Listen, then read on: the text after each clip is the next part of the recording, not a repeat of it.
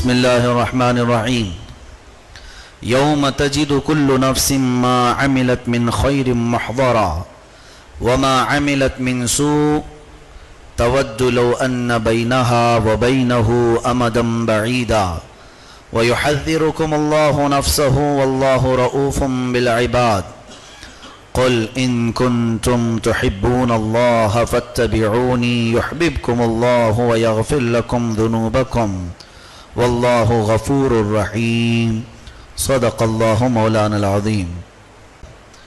اللہ فرماتا ہے جس دن ہر انسان، ہر جان جو بھلا کام کیا اسے سامنے حاضر پائے گا، جو اچھا کام کیا وہ بھی سامنے دیکھے گا، وما عملت من سوء، اور جو برا کام کیا اسے بھی وہ دیکھے گا۔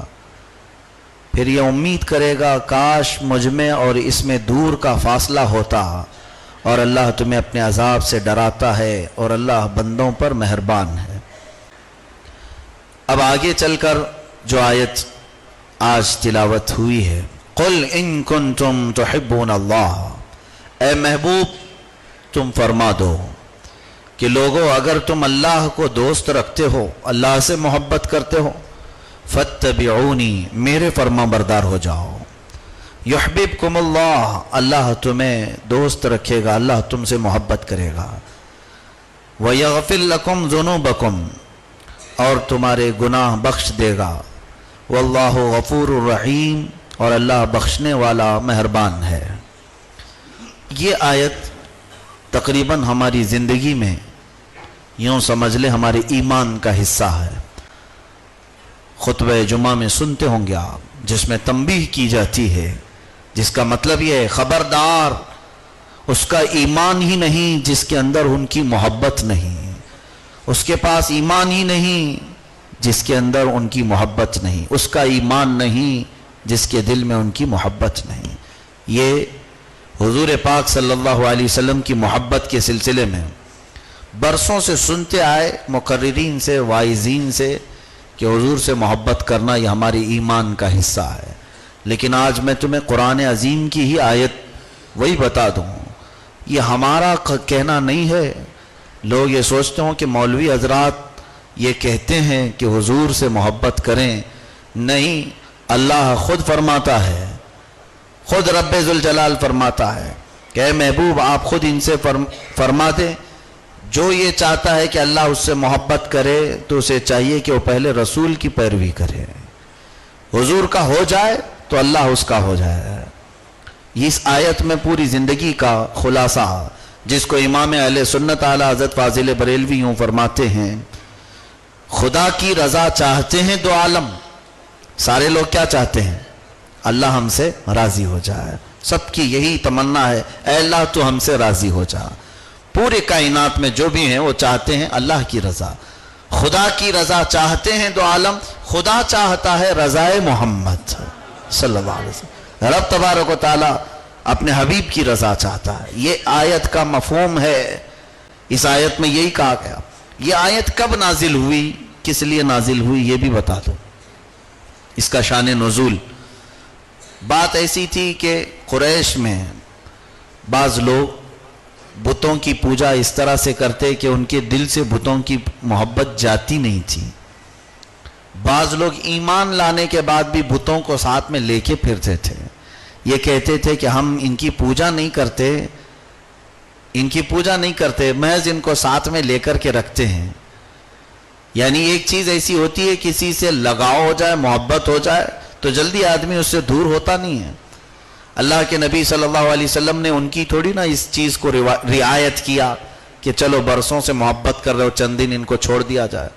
فتح مکہ کے دن سارے بتوں کو نکال کر ایک زمین میں گاڑ دیا، اور اس کے بعد صحابہ کو حکم فرمایا کہ اسی پر سے طواف کرو، اسی پر سے چل کر کے گزرو، تاکہ تمہارے پیروں سے یہ روند دیے جائیں تو تمہارے دلوں سے اس کی محبت ختم ہو جائے۔ رب تعالیٰ تک کیسے پہنچا جائے؟ تو اللہ نے فرمایا تم میرے حبیب کے پاس آؤ، پھر وہاں سے راستہ ملے گا نہیں، بلکہ اللہ خود تمہارے پاس آئے گا۔ کعب بن اشرف یہودی عالم ہے، اس سے حضور صلی اللہ علیہ وسلم نے فرمایا کہ ایمان لے آ مجھ پر، میں اللہ کا آخری رسول ہوں۔ وہ یہودی عالم تھا، وہ ہنسنے لگا، کہا ہم تو اللہ کے سب سے پیارے ہیں، ہم اللہ کے سب سے محبوب بندے ہیں، ہم کو تمہاری کیا ضرورت ہے؟ اللہ نے یہ آیت نازل فرمایا، اے محبوب ان سے کہہ دو تم چاہتے ہو کہ اللہ تم سے محبت کرے، تم محبوب بننا چاہتے ہو اللہ کے، تو پہلے حبیب کی اطاعت کرو، رسول کی فرمان برداری کرو، اللہ تمہیں خود محبوب بنا لے گا۔ رسول کو حکم دیا جا رہا ہے آپ اپنے غلاموں سے کہیں میری پیروی کرو، میری اقتداء کرو، میرے طریقے پر چلو۔ اتباع کسے کہتے ہیں؟ فرمایا رسول کی اتباع کرو، مطلب یہ ہے کہ تم اپنی زندگی کے ہر فعل میں، کھانے میں، پینے میں، چلنے میں، سونے میں، اٹھنے میں، بیٹھنے میں، تجارت میں، نکاح میں، ہر چیز میں رسول کی اتباع کرو۔ تمہارے پاس پورا ایک آئیڈیل پیش کر دیا گیا ہے، حضور کی زندگی صحابہ نے ایسے محفوظ کر دی ہے، ایسے محفوظ۔ آپ مجھ سے سوال کر سکتے ہیں، پوچھ سکتے ہیں مجھے زندگی میں یہ مسئلہ پیش آیا ہے، مجھے یہ بتا دیں کہ حضور کیسے کرتے تھے تاکہ میں بھی کروں۔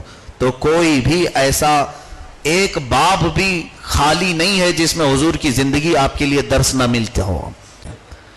حضور کا طریقہ چھوڑ کر کے کوئی دین نہیں۔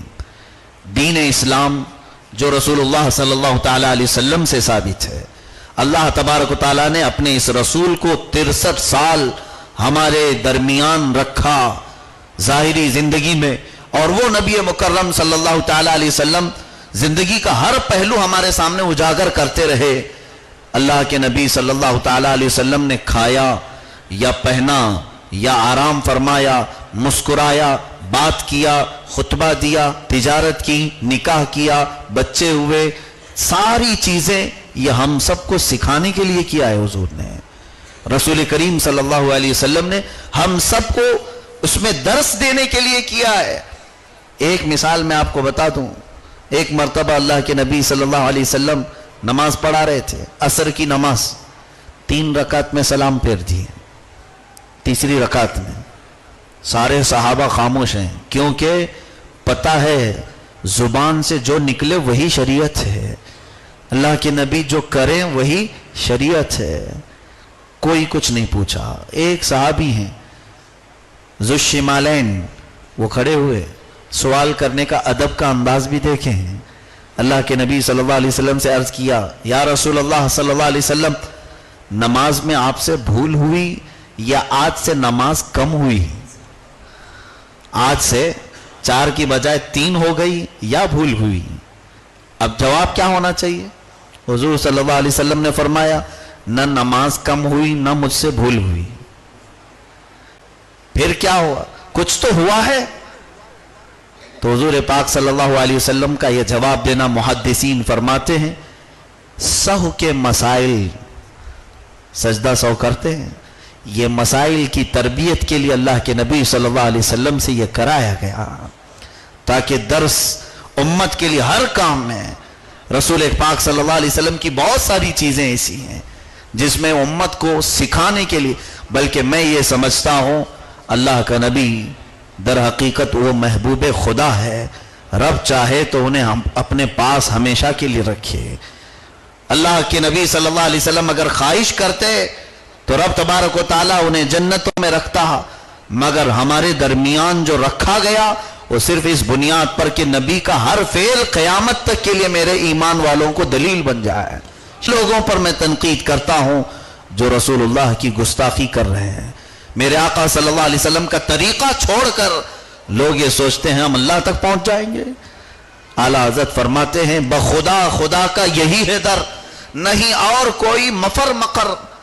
مفر کا مطلب ہے بھاگنے کی جگہ، مقر کا مطلب ہے ٹھکانہ۔ کوئی بھاگنے کی جگہ بھی نہیں ہے اور کوئی ٹھکانہ بھی نہیں ہے، اور قسم خدا کی رب کا دروازہ یہی ہے، بخدا خدا کا یہی ہے در، نہیں اور کوئی مفر مقر، جو یہاں سے ہو جو وہاں سے ہو یہیں آ کے ہو۔ یعنی رب تعالیٰ تک جو پہنچا ہے کوئی بھی یہاں پہنچے بغیر نہیں گیا ہے، جو وہاں سے ہو یہیں آ کے ہو، جو یہاں نہیں تو وہاں نہیں، جو یہاں نہیں پہنچا وہ وہاں پر بھی نہیں۔ حضور پاک صلی اللہ علیہ وسلم کے طریقے کو چھوڑ کر لوگ یہ سوچتے ہیں چاہے 1000 صوفی بنو، زندیق بن جاؤ گے، شیطان بن جاؤ گے، کوئی کتنے بھی دنیا کا پیر ہو، نبی کونین صلی اللہ علیہ وسلم کے طریقے کو چھوڑ کر وہ پیر نہیں، شیطان بن جائے گا۔